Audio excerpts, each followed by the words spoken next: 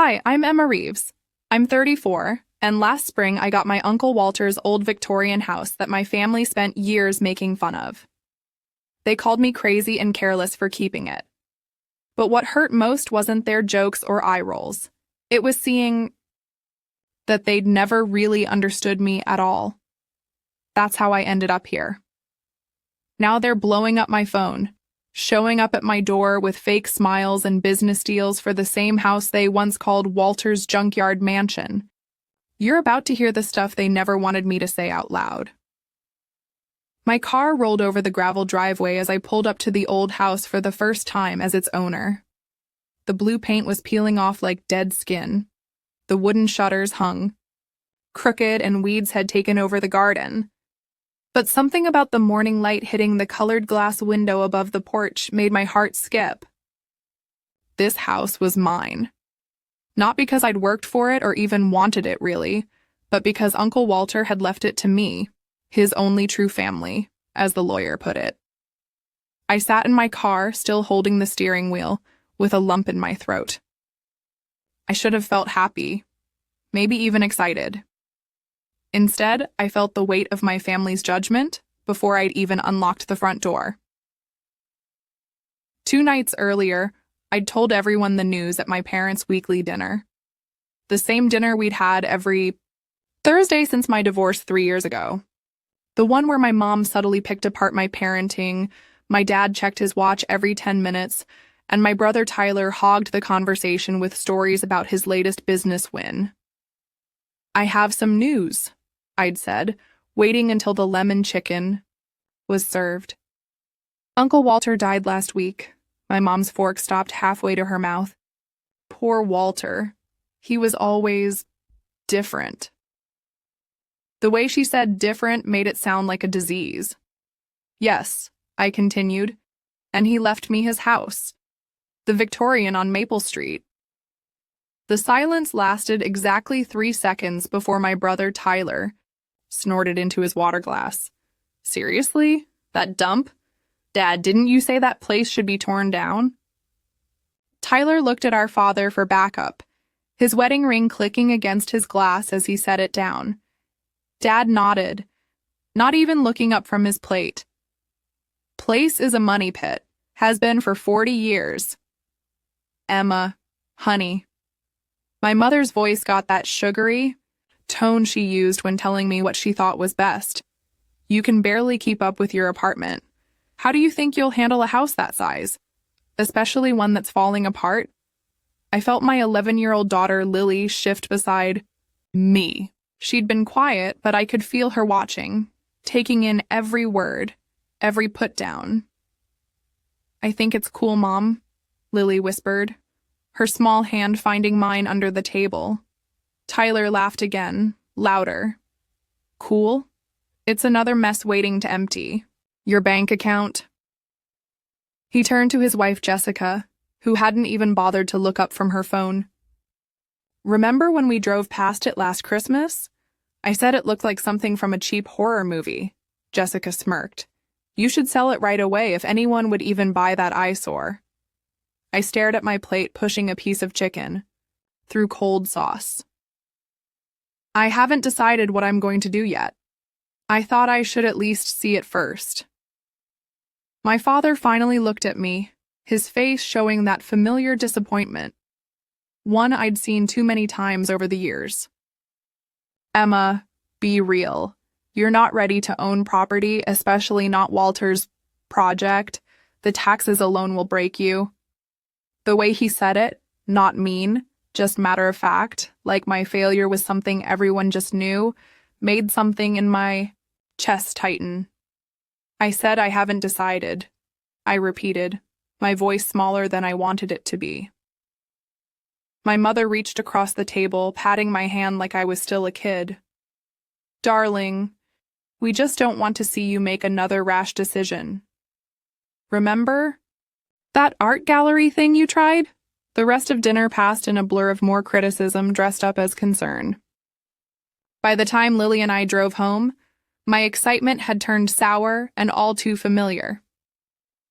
Now, sitting in front of the actual house, I took a deep breath and tried to see it through my own eyes, not theirs.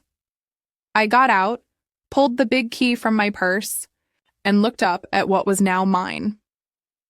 The house seemed to look back, its windows like tired eyes that had seen too much judgment themselves. "Well," I said out loud to no one, "let's see what you're really made of." Because despite what my family thought, I wasn't walking away this time. Not before I'd at least seen what Uncle Walter believed I deserved. Have you ever had your family completely dismiss something that mattered to you? Tell me in the comments. Because what happened next is something they never saw coming. The front door creaked open like it was telling secrets. Inside, the air was thick with dust and memories. Sunlight cut through dirty windows, landing on furniture draped in yellowed sheets like ghosts from another time. Lily stepped in behind me, her sneakers leaving prints in the dust. "Mom, it's like a time machine," she whispered, her voice bouncing off the high ceilings. She wasn't wrong. The entryway opened to a grand staircase with carved railings. Faded wallpaper with tiny roses climbed the walls. It wasn't modern or trendy. It wasn't like Tyler's new smart home with voice-controlled everything, but it had something else. Character. History. Soul. "Can we look around?" Lily asked, already heading toward what looked like a living room. I followed her, touching the wooden door frames, running my fingers along a dusty piano. Each room told a story of what the house used to be. The kitchen had an ancient stove and a sink with separate hot and cold taps. The dining room still had a china cabinet filled with delicate cups and saucers. "This would make a great art space," Lily said, spinning in the middle of a sunroom with windows on 3 sides. "You could start painting again." I smiled, but something twisted in my chest. I hadn't touched a paintbrush since before the divorce. Another dream my family had dismissed as impractical. "Maybe," I said, not wanting to crush her enthusiasm. We climbed the creaking stairs to the 2nd floor. 4 bedrooms lined a long hallway. The master had a bay window overlooking what must have once been beautiful gardens. Lily immediately claimed a smaller room with built-in bookshelves. "This one's mine," she declared, opening and closing a squeaky closet door. I laughed. "We're not moving in, honey. We're just looking." But even as I said it, I felt something warm spreading through me. Possibility. Freedom. Things I hadn't felt in a long time. The last door at the end of the hall was locked. I tried the keys I'd been given, but none worked. "That must be Uncle Walter's study," I said, mostly to myself. Uncle Walter, the family black sheep, the eccentric one.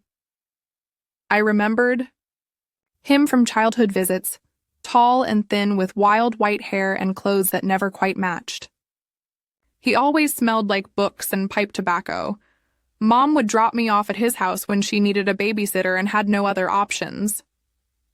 "He's harmless," she'd say. "Just a bit odd. Don't touch anything." But Walter made those visits magical. He'd show me strange objects from his travels, coins from countries that no longer existed, rocks with fossils, and books with pictures that made my imagination soar. He taught me to play chess and told me stories about our family that nobody else would share. "Your grandmother was a painter," he once told me, showing me a small landscape in a gilded frame. "Your mother hates when I mention it, says it's not a proper career." When I showed interest in art as a teenager, Walter was the only one who encouraged me. He gave me my first real set of paints while my parents got me accounting textbooks. "Don't let them box you in, Emma," he'd said. "The Reeves family has too many accountants and not enough dreamers." My phone buzzed, snapping me back to the present. "Mom," I let it go to voicemail. "Come see this," Lily called from another room. I found her in what must have been a library or study, different from the locked one. Bookshelves lined the walls. and a desk sat by the window. Lily was holding a photograph in a silver frame. "Is this you?" she asked. I took it from her. The photo showed a much younger me, maybe 16, standing next to Uncle Walter in front of an easel. I was holding a paintbrush, looking proud. I'd forgotten about that day. It was the summer I'd won a small art competition. My parents hadn't come to the ceremony. Tyler had a baseball game, but Walter had shown up with flowers and his ancient camera. "Yes, that's me," I said softly. "And that's great Uncle Walter." "He looks nice," Lily said. "Not crazy like Grandma says." "He wasn't crazy," I said firmly. "He was just different. He saw the world in his own way." My phone buzzed again. This time I answered. "Have you come to your senses yet?" Mom's voice cut straight to the point. "I'm actually at the house right now," I said, watching Lily explore the bookshelves. "Oh, Emma." She sighed like I'd disappointed her yet again. "Please tell me you're just getting it ready to sell." "I'm just looking around. It's actually not as bad as everyone says. It has good bones and good bones." She laughed that sharp laugh she used when she thought someone was being ridiculous. "That's what people say when a place is falling apart, but they can't admit it. Your father and I talked about it, and we think you should let Tyler handle the sale.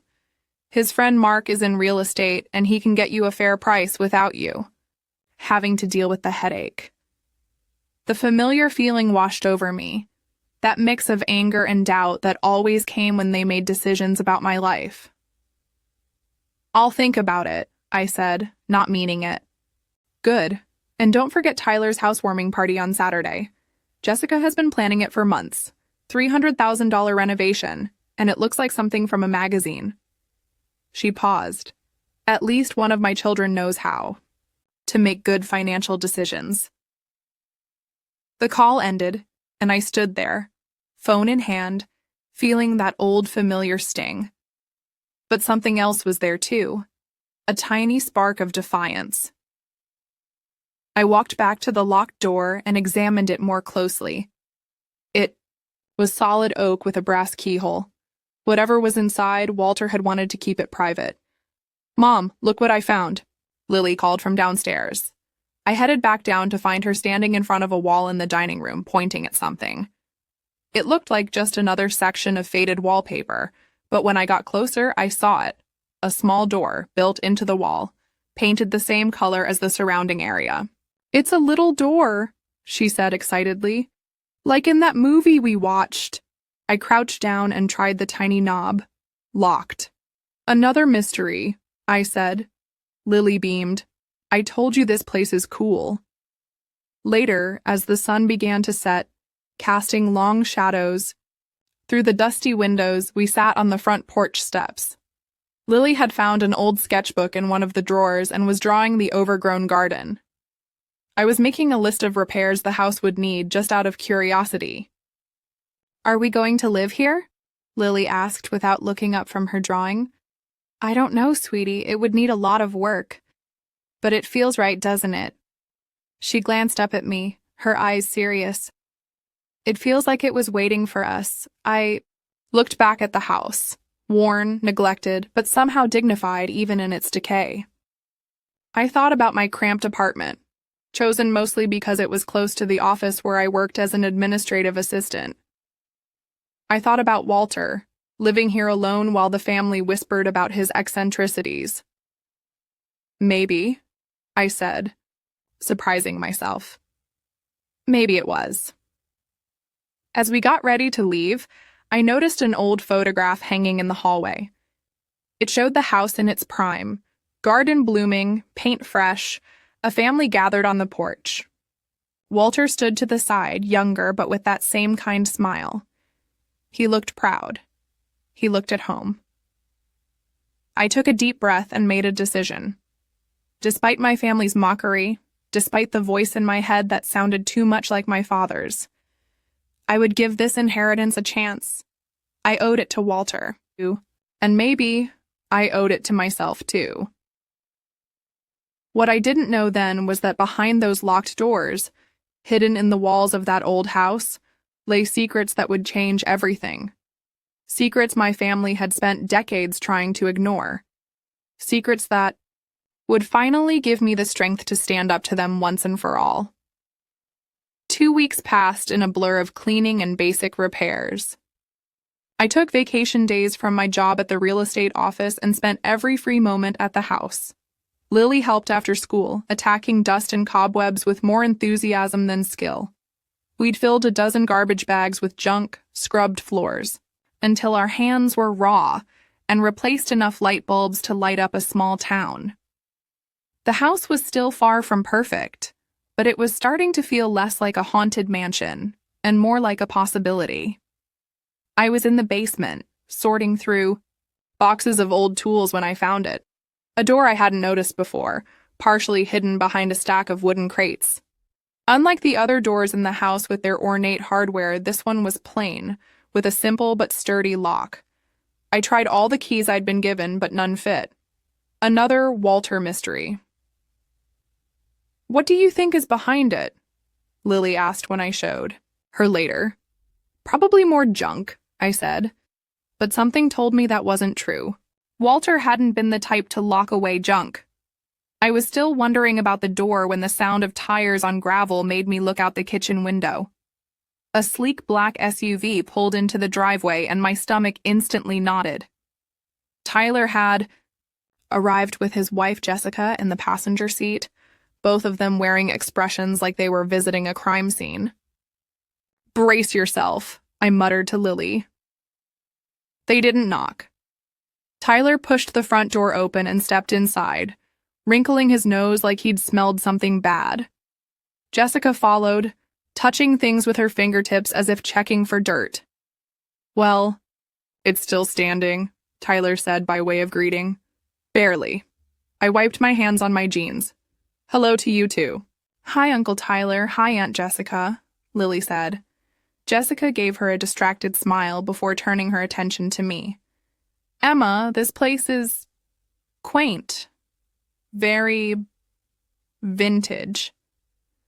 She made it sound like a disease. "What brings you by?" I asked, though I already knew. Tyler walked further into the house, eyeing the ceilings and walls with the developer's gaze. "Just checking on the disaster. Mom said you've been practically living here." "We've been cleaning," I said. "It's coming along." Tyler snorted. "Coming along to what? The 1950s? This place would need a total gut renovation to be livable. Easily 100,000, probably more." "We're managing," I said, following him as he conducted his unwanted inspection. "Not everything needs to be gutted.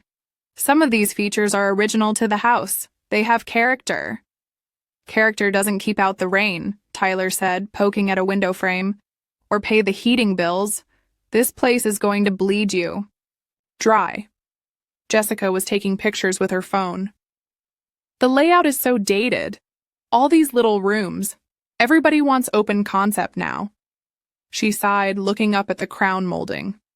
"Such a shame." "Actually," I started, "historic homes like this—" "Look," Tyler cut me off, turning to face me.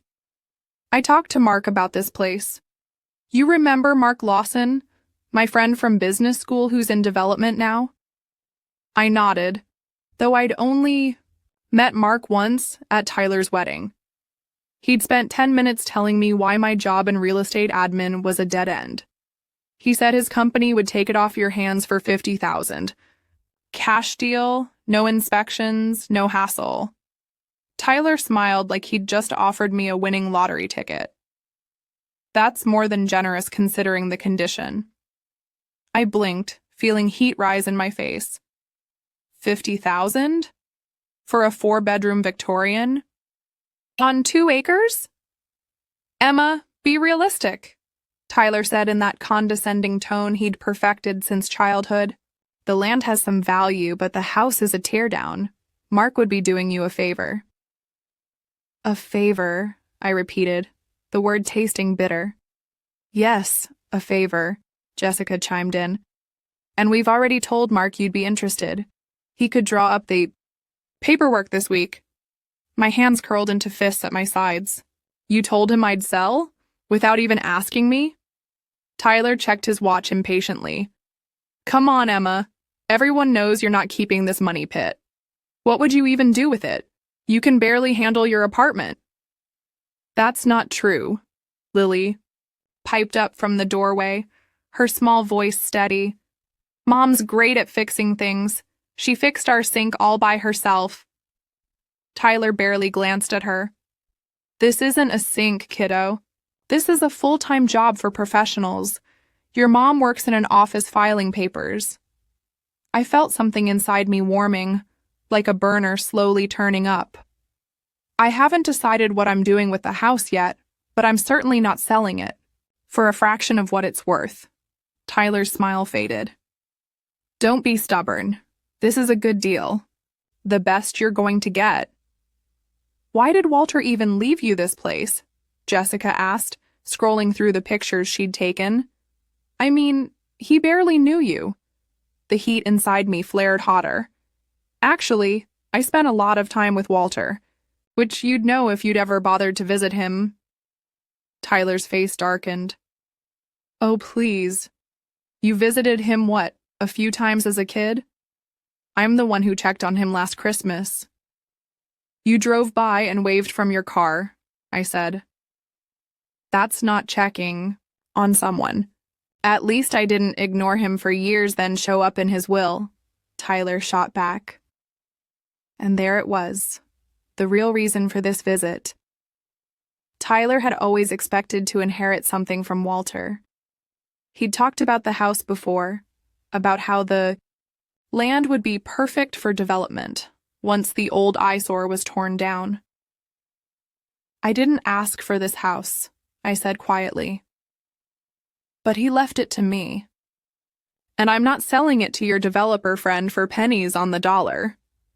Tyler stared at me for a long moment, then shook his head. Mom and Dad were right. You never could make a practical decision.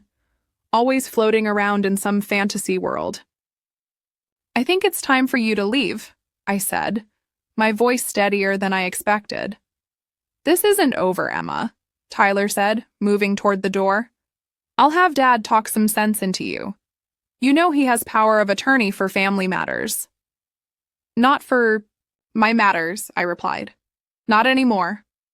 After they left, the house felt different, like the air itself had changed. Lily looked at me with wide eyes. Are they going to take our house, Mom? Our house. When had it become that? No, I said, surprising myself with how certain I felt. No, they're not. Later that evening, as I was hanging a small painting I'd found, in one of the bedrooms, the wall made a hollow sound. I tapped again, listening to the odd echo. Curious, I examined the wallpaper more closely and noticed a slight seam that didn't match the pattern. I pressed gently, and to my surprise, a small panel popped open. Inside was a shallow compartment containing a dusty envelope and an odd-looking key. My hands trembled slightly as I opened the envelope. Inside was a letter, dated just 6 months, before Walter's death. Dear Emma, it began in Walter's shaky handwriting. If you're reading this, then you found the first of my little secrets. I've watched how they diminish you, just as they did me. But I've left you more than just a house, my dear. I've left you the truth. What lies beneath this house has value they never bothered to see. The key opens the door in the basement. Trust yourself, Emma. You always were the only one who truly saw me. Perhaps you'll be the only one to truly see what I've collected over these many years. With love and faith in you, Walter. I stared at the key in my palm. It was old, made of tarnished brass with an intricate pattern on the head. Could it fit the locked door in the basement? My phone rang, cutting through the silence. Dad. I almost didn't answer, but something made me pick up. "Emma," he said without preamble. "Your mother and I expect you at Sunday dinner this week. We need to have a family discussion about your situation." Family discussion. Code for an intervention where everyone would tell me what I was doing wrong. "Dad, I'm kind of in the middle of something." "This isn't optional, Emma," he said in the same tone he'd used when I was 15 and came home past curfew. "Tyler tells us you're being unreasonable about Walter's house. This affects the whole family." "How?" I asked. "How does my inheritance affect anyone but me and Lily?" There was a pause. "Just be there at 6, he said, and hung up. I held the phone, in one hand, the key in the other, and felt something shifting inside me. All my life, I'd bent to their expectations. I'd given up art for accounting classes I hated. I'd stayed in a dead-end job because Tyler said my resume couldn't handle another failure after the gallery I'd worked at closed. I'd smiled through their criticisms and doubts, always believing deep down that maybe they were right. But standing in Walter's house, holding his secret key, I suddenly wasn't so sure anymore. Maybe they'd been wrong all along. About Walter, about this house, about me. Sunday dinner loomed ahead like a storm on the horizon. But first I had a locked door to open and a promise from Walter to fulfill. Sunday arrived with gray skies and a steady drizzle that matched my mood perfectly. I'd spent every spare moment since finding Walter's letter exploring the house, searching for more clues, but the basement door remained my biggest mystery. The key fit the lock, but something had jammed the mechanism, rust or age or maybe Walter's own doing. I couldn't get it open, no matter how much I wiggled the key or pushed against the heavy wood. "We'll figure it out after dinner," I told Lily as we got ready to head to my parents' house. She was wearing her nice blue dress with the white collar, one my mother had bought her and pointedly mentioned would look lovely in family photos. "Do we have to go?" Lily asked, fidgeting with her hair. "Grandma's going to ask about my math test again." I sighed, brushing her hair back from her forehead. "Yes, we have to go, but we won't stay long. Promise." The drive to my parents' suburban home took exactly 22 minutes, the same drive I'd made nearly every Sunday since my divorce. Their house was what my mother called tastefully updated. Gray siding, black shutters, and a front door the exact shade of red that everyone had the year they'd last renovated. Perfect lawn, trimmed hedges, a wreath on the door that changed with the seasons. Currently, it featured artificial sunflowers. "Just smile and nod," I whispered to Lily as we walked up the pristine concrete path. 2 hours, tops. My mother answered the door in a cream cashmere sweater and pearls, as if we were attending a country club luncheon rather than a family dinner. "There you are," she said, kissing the air near my cheek. "Everyone's waiting." Everyone meant Tyler. And Jessica, who were already seated in the living room with my father. Tyler was mid-story about some business deal, my father nodding along with that look of approval he'd never once directed at me. "Hello, everyone," I said, trying to keep my voice light. "Emma!" Jessica stood up to air kiss me, wafting expensive perfume. "Love the top. Is it new?" It wasn't. It was 3 years old from a department store sale rack. "Thanks," I said simply, sitting on the edge of the sofa.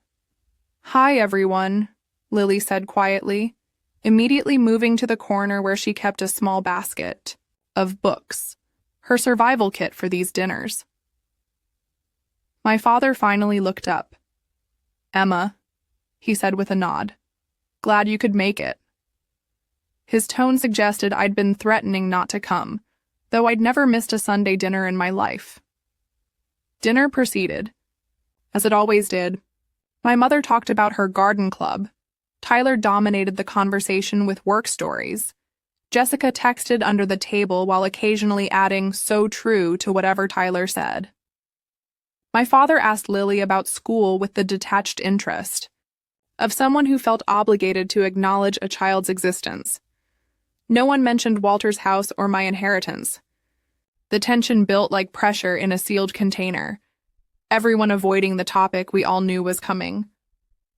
My stomach clenched tighter with each passing minute. I pushed food around my plate, barely tasting my mother's dry roast chicken. Finally, as my mother served her famous lemon pound cake, Tyler cleared his throat. "So, Emma, Mark's been asking about the house. He's prepared to make that offer official. 50,000, cash, as is." And there it was. My mother set the cake server down with a little too much force. "It's a very generous offer, Emma, especially considering the state of that place." "It is," my father agreed, leaning forward in his chair. "The responsible thing would be to sell now, put the money toward Lily's college fund, and be done with it." I took a slow breath. "I'm not selling to Mark." The silence that followed was sharp enough to cut. "Emma," my mother started in that tone that mixed disappointment with forced patience, "be reasonable. What are you going to do with that old house? You don't have the skills or the money to fix it properly. Not to mention the time," Jessica added with a sympathetic head tilt that was anything but sincere. "Between your job and being a single mom," Tyler set his fork down with a clink, "we're trying to help you, Emma. This is what family does. We step in when someone's about to make a huge mistake." "Like your art gallery job," my father said, as if continuing an argument we'd been having for years. "We told you that would end badly." "Or that English degree," my mother sighed, "when you could have gone into business with your father's connections. Or staying with that apartment when you could have bought a sensible starter home in a better school district," Tyler added. "If you'd listened to us then—" "I'm keeping the house," I interrupted, my voice steadier than I felt. "Emma," my father's tone hardened, "you're not thinking clearly. This house is a liability, not an asset. You need to trust those of us who know better." I felt something crack inside me, not like breaking, but like opening. Like a door finally giving way after years of being stuck. "Know better?" I repeated, setting my napkin down. "The way you knew better about Walter? The way you all wrote him off as crazy and embarrassing?" "Walter was unwell," my mother said quickly. "We tried to help him, but he refused." "He wasn't unwell," I said, feeling heat rise in my face. "He was different. He saw the world differently, and you couldn't stand it because it didn't fit your perfect little picture of what a Reeves should be." Tyler rolled his eyes. "Here we go again. Poor Emma, always misunderstood." "Actually," I said, standing up so suddenly that my chair scraped loudly against the floor, "I've been perfectly understood. You've all made it very clear exactly what you think of me. The disappointment, the one who never quite measures up, the one who needs to be guided and managed because God forbid I make my own choices." My mother's face paled. "Emma, that's not fair. We only want what's best." "No," I cut her off. "You want what's best according to you. You've never once asked what I want, what makes me happy, what I might be good at." "Oh, please," Tyler scoffed. "We've supported you through every failure. The art thing, the divorce, that ridiculous poetry phase in high school." Something in me snapped completely. Years of swallowed words and suppressed feelings rushed to the surface like a geyser. "Supported me? You've tolerated me. There's a difference." My voice rose despite my efforts to control it. "You've never once come to anything that mattered to me.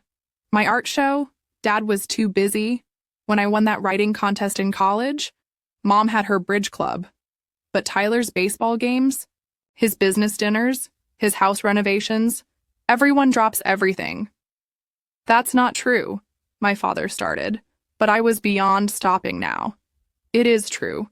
It's always been true. And the worst part is, I believed you all. I believed I wasn't worth showing up for. I believed I'd never be good enough. I gave up everything I loved because you convinced me it wasn't practical. My hands were shaking. But Walter saw something else in me. He saw possibilities. He saw me. Walter was a hoarder with delusions, Tyler snapped. And you're acting just like him. Tyler, my mother gasped. But I laughed, a real laugh that seemed to startle everyone at the table. You know what? Maybe I am. And maybe that's not a bad thing. I turned to my father. I'm not selling the house. Not to Mark, not to anyone. And from now on, I'll make my own decisions about my life. My father's face hardened into the expression I'd feared my entire childhood. You're making a mistake. One you can't afford. Maybe, I said. But it will be my mistake. What about Lily? My mother asked, glancing at my daughter who was watching the scene with wide eyes. Think about her future. I am, I said. I'm teaching her to stand up for herself, to not let anyone make her feel small, even family. Tyler stood up, his face flushed. This is ridiculous. Whatever fantasy you're spinning about that dump isn't reality.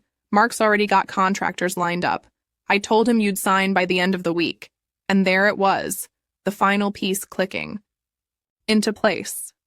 You told him, I said slowly. Before even talking to me. You promised my house to your friend. Tyler shifted uncomfortably. It's just business, Emma. The logical move. When did you talk to him? Right after Walter died?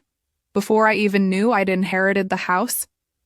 The flash of guilt across Tyler's face told me everything. Tyler's just being practical, my mother said quickly. We all know you can't handle this responsibility. My laugh was bitter now. You don't know anything about me. None of you do. Because you've never bothered to look past what you decided I was when I was 12 years old and picked up a paintbrush instead of a calculator. I turned to Lily. Get your coat, honey. We're leaving. Emma, don't be dramatic, my father said sharply. Sit down and let's discuss this like adults. I looked at him directly, perhaps for the first time in my adult life. I've spent years sitting down and shutting up. I'm done with that now. I took Lily's hand. I found something in Walter's house, something valuable. That got their attention. Tyler's head snapped up. What do you mean, valuable? He asked. I guess you'll never know, I replied, moving toward the door. Since you're so convinced there's nothing worth saving in that dump. My mother rushed after us. Emma, please, we're just trying to help. You've always been so impulsive. I stopped at the front door and turned to face my family, all watching me with expressions ranging from anger to confusion. Do you know what Walter told me once? He said, the Reeves family has too many accountants and not enough dreamers. He was right, and I'm done apologizing for being a dreamer. I walked out, Lily's hand in mine, into the rain that was now falling steadily. Behind us, I heard my father call my name once more, his voice commanding, expecting obedience. For the first time in my life, I didn't turn around. In the car, my hands shook so badly I could barely insert the key into the ignition. Adrenaline coursed through me like electricity. Mom? Lily's voice was small. Are you okay? I took a deep breath and looked at my daughter, this amazing person who watched and understood far more than anyone gave her credit for. I'm better. Then okay, I said, surprising myself with how true it felt. I'm free. As we drove through the rain toward Walter's house, our house, my phone began buzzing with texts and calls. I ignored them all. Years of bending and accommodating and doubting myself had finally led to this moment of clarity. I didn't know what waited behind that locked basement door, but I knew one thing for certain. Whatever Walter had left me, it wasn't just for me. It was ammunition, proof that he had seen value where others saw only failure and delusion. The rain was still coming down when we pulled into the gravel driveway. The old Victorian stood dark against the stormy sky, but for the first time, it didn't look sad or neglected to me. It looked like a challenge, a beginning. "Come on," I said to Lily as we dashed through the rain to the porch. "We've got a door to open." The basement was cold and smelled of damp stone and old wood. I flipped the switch, and a single bare bulb cast long shadows across the concrete floor. Lily stood close behind me, shivering slightly in her Sunday dress.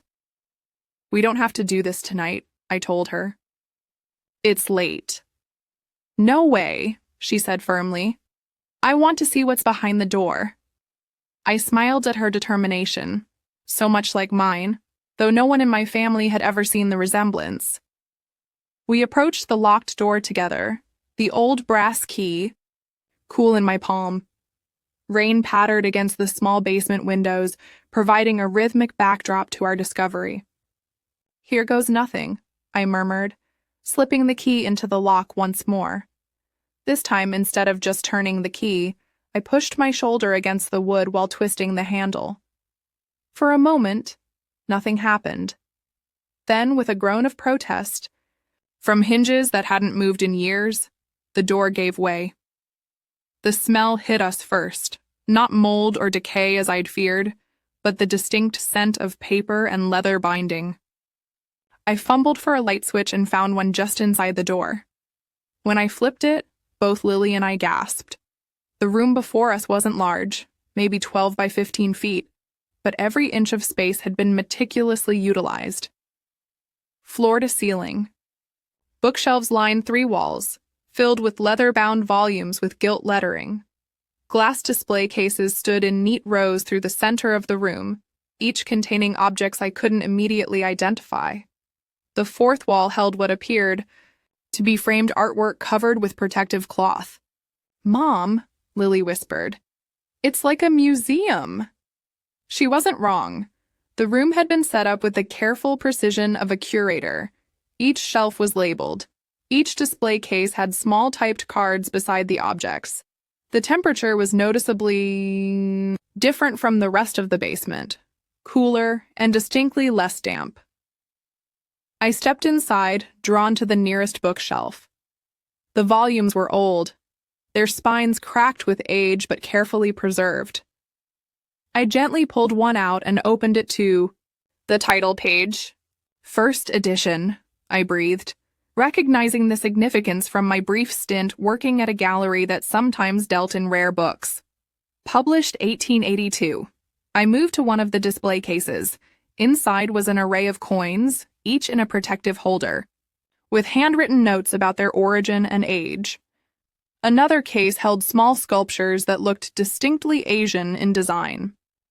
A third contained what appeared to be handwritten letters in elaborate script, signed with names I vaguely recognized from history books. "What is all this stuff?" Lily asked, peering into a case that held delicate glass figurines. I think it's Walter's collection," I said, struggling to process what I was seeing. "He always had interesting things from his travels, but I had no idea." My voice trailed off as I moved to the covered frames on the far wall. With trembling fingers, I lifted one of the protective cloths. Beneath it was a painting, a landscape with rolling hills and a distant castle, rendered in oils with remarkable skill. The frame was ornate gold, clearly valuable in its own right. A small brass plate at the bottom bore the name of an artist I recognized from art history classes I'd taken years ago. "Oh my God," I whispered. One by one, I uncovered the other frames. Each held artwork that, even to my amateur eye, appeared significant. Not prints or reproductions, but originals, paintings, sketches, and what looked like original manuscript pages displayed like the treasures they were.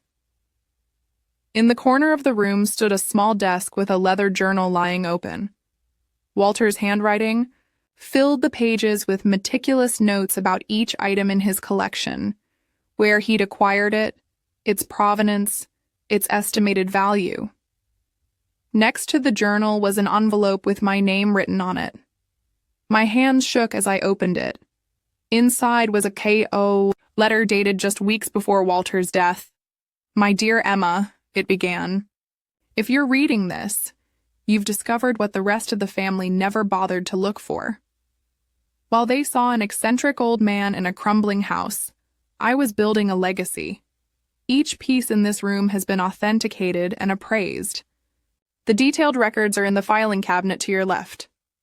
I glanced at the metal cabinet I hadn't noticed before. I began collecting in my 20s, using the inheritance your grandfather thought I would squander. Over 60 years, I built this collection piece by piece, traveling the world while the family assumed I was wasting my time and money. I never corrected them. Their low expectations gave me freedom. I paused, struck by how familiar that sentiment felt. "I've left everything to you, Emma, because you were the only one who saw me as more than a family embarrassment. The only one who listened to my stories without judgment. The only one who showed genuine interest in the world beyond Bedford Falls. The collection has been valued at approximately $2.7 million as of last year's appraisal. Sell it, keep it, share it. The choice is entirely yours. But whatever you decide, remember, value isn't always visible to those who refuse to look beneath the surface. With love and faith in your judgment, Walter." The paper trembled in my hand. $2.7 million. The number didn't seem real. I sat heavily in Walter's desk chair, trying to process what this meant. "Mom?" Lily's voice pulled me back. "Are you okay? What did Great Uncle Walter say?" I looked at my daughter, standing amidst this secret collection that had been hiding in plain sight for decades. "He left us a treasure," I said simply. "A real one." That night, neither of us could sleep. We sat in the kitchen, drinking hot chocolate, and making plans. I called in sick to work the next morning and contacted a local art appraiser who had been recommended in Walter's notes. Diana Hodges arrived just after noon, a sharp-eyed woman in her 60s with silver hair and an air of quiet expertise. She spent hours examining the collection, her professional demeanor occasionally slipping to reveal genuine excitement. "Your uncle had an exceptional eye," she told me as she carefully examined a small bronze sculpture. "This piece alone is museum quality, mid-18th century Japanese, exquisite condition." By the time she finished her preliminary assessment, the sun was setting. We sat at my kitchen table, still covered with a plastic cloth from our cleaning efforts, while she reviewed her notes. "Mrs. Reeves." "Ms." I corrected automatically. "I'm divorced, and please call me Emma." She nodded. "Emma, I want to be clear that this is just an initial assessment. A complete appraisal would take weeks, possibly months, and would require bringing in specialists for certain pieces." "I understand," I said, bracing myself. "But approximately?" Diana looked me directly in the eye. "Based on what I've seen today, I believe your uncle's collection is worth considerably more than the $2.7 million he estimated. The market for several of these pieces has appreciated significantly in recent years. The rare books alone could fetch close to $1 million at auction. The Asian antiquities perhaps another $1 million, and the artwork?" She shook her head slightly. "There's a small Constable landscape that could be worth $3 million on its own, if properly authenticated." I gripped the edge of the table. "So, altogether?" "Conservatively, I'd estimate between $8 and $10 million, possibly more with the right buyers and proper authentication." The room seemed to tilt. 8 million, 10 million. The numbers were incomprehensible. "There's something else you should know," Diana added, her voice softening. "This collection wasn't assembled randomly. It tells a story about art, about history, about human creativity across cultures. Your uncle wasn't just collecting valuable objects. He was creating a narrative through these pieces. It's remarkable. Tears pricked at my eyes. Of course, Walter had been telling a story. He'd always been a storyteller, though no one in the family had bothered to listen. Thank you, I managed. What should I do next? Diana outlined the steps: comprehensive authentication, proper insurance, security measures, decisions about whether to keep, sell, or donate various pieces. She left me with a list of reputable experts and a warning not to tell too many people about the collection until proper security was in place. I barely slept that night, my mind racing with possibilities. By morning, my phone had accumulated a dozen missed calls and texts from my family. I ignored them all and called a security company instead. 2 days later, as the first of the authentication experts was examining Walter's rare books, the doorbell rang. I knew who it would be before I opened the door. There they stood, my parents and Tyler, looking simultaneously concerned and irritated. My mother's eyes widened as she took in the security system keypad newly installed by the door. Emma, my father began without preamble.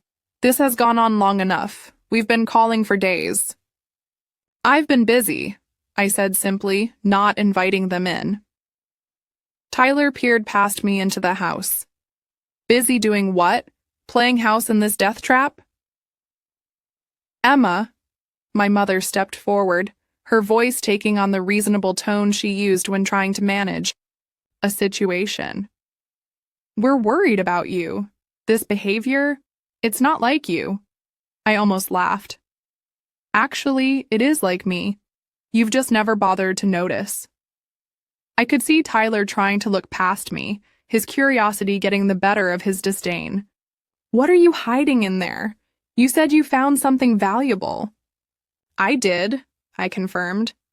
What? He demanded. Walter's old stamp collection, some worthless antiques? From inside, Diana's voice called out, Miss Reeves, the Gutenberg Bible fragment is definitely authentic. Early 16th century, extraordinary condition. The silence that followed was deafening. Tyler's mouth actually fell open. What did she say? My father asked, his voice suddenly very different. I smiled, not a placating smile or an apologetic one, but a confident one that felt new on my face. I said I found something valuable. Walter was a collector, a serious one. Museum-quality pieces, rare books, original artwork, all authenticated and worth, well, quite a lot. How much? Tyler demanded, his voice cracking slightly. I looked directly at him. Enough that I'll never need to take Mark's insulting offer for this house. My mother stepped forward. Emma, darling, if Walter left valuable antiques, they belong to the family. We should all discuss— No, I cut her off gently but firmly. They belong to me. Walter was very specific in his will. Everything in this house is mine. His lawyer confirmed it yesterday. You called a lawyer? My father looked genuinely shocked. And an appraiser, and a security company, and an insurance specialist. I leaned against the doorframe. Turns out I'm quite capable of handling my affairs after all. Tyler's face had turned an interesting shade of red. This is absurd. You can't possibly manage a valuable collection.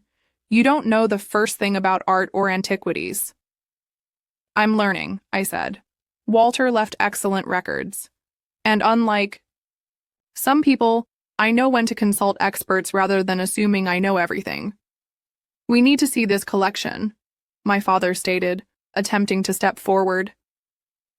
I didn't move from the doorway. No, you don't. Not today.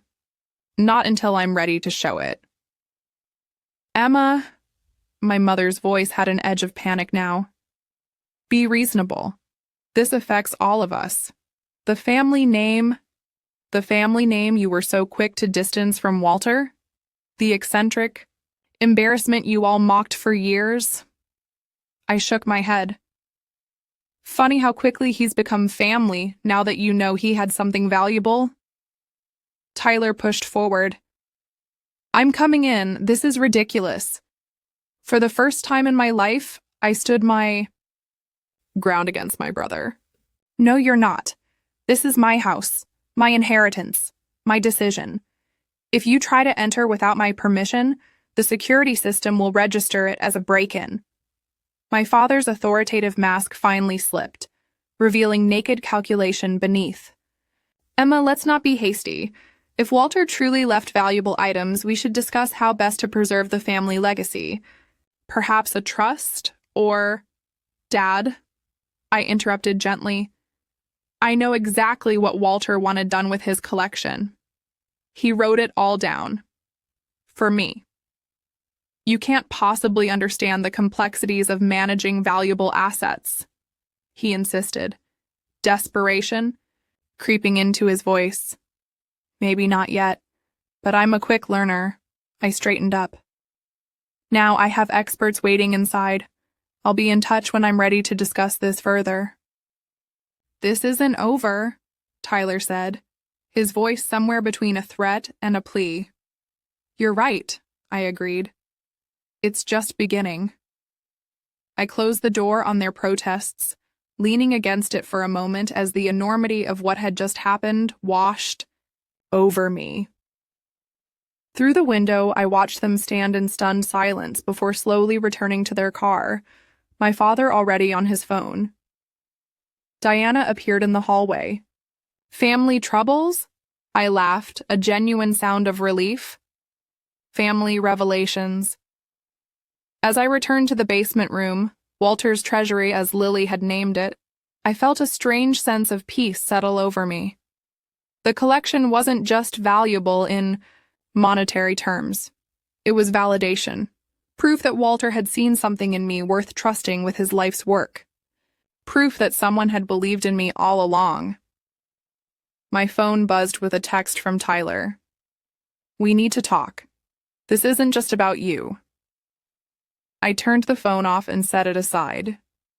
For the first time in my life, I wasn't going to rush to respond, to explain, to justify. The power had shifted and we all knew it. Morning light streamed through freshly washed windows, catching dust motes that danced in golden beams. 3 months had passed since I'd closed the door on my family's stunned faces. I stood in what had once been the formal dining room, now transformed into a small gallery. Glass cases displayed selected pieces from Walter's collection. An illuminated manuscript, jade carvings, a Venetian glass bowl that caught the light like captured water. It looks amazing, Mom, Lily said, coming to stand beside me in her new art history t-shirt, her newfound passion showing in everything from her clothes to the books beside her bed. The house had undergone its own transformation. Not the gut. Renovation Tyler had insisted was necessary, but a careful restoration that honored its history. New wiring, repaired plumbing, refinished floors. Most importantly, it felt like home in a way my apartment never had. My phone buzzed with a text from Diana. Museum director interested in the Asian Antiquities loan. Thursday meeting? After much consideration, I'd decided to keep some pieces, sell others, and loan a significant portion to museums.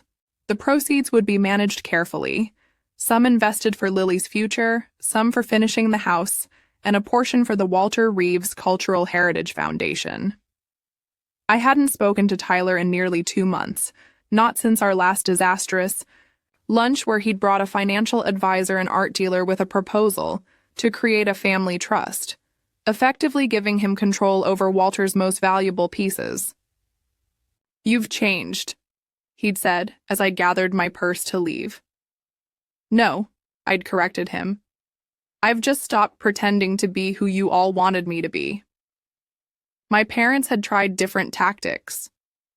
First guilt about family loyalty, then concern about The stress of managing the collection, finally showing up with old photo albums and talks about always wanting what's best for me.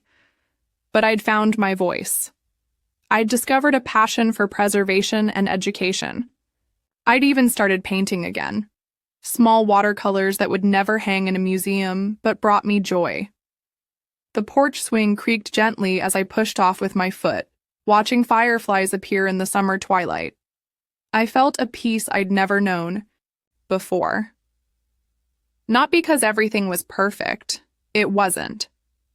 But because for the first time in my life, I was truly at home, in this house, in my choices, and most importantly, in myself. 1 year later, I stood in Walter's restored garden, greeting guests as they arrived for the official opening of the Walter Reeves collection. The Victorian's ground floor had been transformed into a small but impressive private museum, open to the public by appointment and to educational groups for free. Lily darted between visitors in a navy blue dress, proudly pointing out her favorite pieces and reciting facts she'd memorized about each one. At 12, she'd become our unofficial junior docent, her enthusiasm infectious. Ms. Reeves, called Professor Harmon from the State University, the conservation students are absolutely riveted by the manuscript display. Would you consider hosting our graduate seminar next semester? I nodded, still getting used to being sought after for my expertise. Expertise I'd worked hard to develop over the past year through courses, mentorships, and countless hours of study. The doorbell chimed again, and I turned to find my mother standing hesitantly on the threshold, looking elegant but uncertain in a pale blue suit. "Emma," she said softly, "I hope it's all right that I came." My heart did a small flip, but I kept my voice steady. "Of course, I sent you an invitation." She nodded, glancing around at the transformed house with something like wonder. "It's beautiful. What you've done here, it's remarkable." Coming from her, the words meant more than I wanted to admit. "Thank you," I said simply. She touched a restored wood panel gently. "I have memories of this house, you know. Before Walter became before he withdrew from the family." "I'd like to hear about those memories sometime," I said, surprising myself with how much I meant it. She looked at me directly then. "I was wrong, Emma. We all were. About Walter. About this house." She paused. "About you." The admission hung between us, fragile but real. "Grandma!" Lily spotted her and came running over. "Did you see the jade collection? Great-Uncle Walter got it in China in 1962. My mother smiled, a genuine smile I hadn't seen in years. "Show me, darling." As they walked away, I moved to the window overlooking the garden, where Walter had once cultivated rare roses. I'd restored it using his old gardening journals, creating a living tribute to his passion for beauty and growth. The Walter Reeves Scholarship had already funded 3 promising students, and the foundation was partnering with community arts programs to bring cultural education to underserved schools. Not a fortune spent on luxury or status, but a legacy of learning and appreciation, exactly what Walter would have wanted.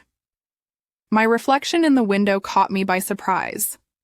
I looked different, more confident, standing straighter, eyes clearer. The hidden treasure in Walter's basement hadn't just changed my financial situation, it had unlocked something far more valuable, my true self, long buried under others' expectations and my own doubts.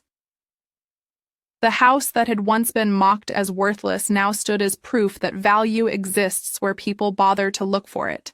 In collections. In old houses. In people. Have you ever discovered something valuable that others overlooked? Share your story below. And if you found meaning in my journey, subscribe for more stories about finding strength when others try to dim your light.